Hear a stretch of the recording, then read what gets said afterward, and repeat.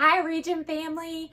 Today we're going to talk a little bit about ozone. We get a lot of questions about ozone therapy, what it is, what it's like, and how it works.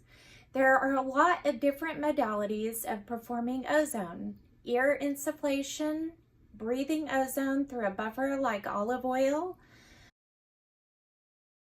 also known as BOO, vaginal and rectal insufflations, ozonated saline, and major autohemotherapy, also known as ozonated blood IV therapy. Jose is going to walk us through the process. First, we start with starting an IV. Big stick, 1, 2, 3.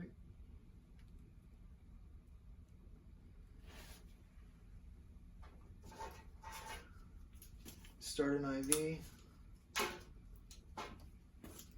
And we inject a little bit of an anticoagulant to keep the blood from clotting while it's outside the body.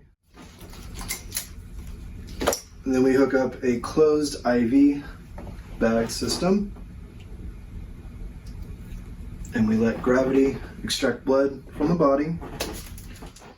So once we have the right amount of blood, we inject the right amount of ozone gas. Once we inject the right amount of ozone gas into the blood,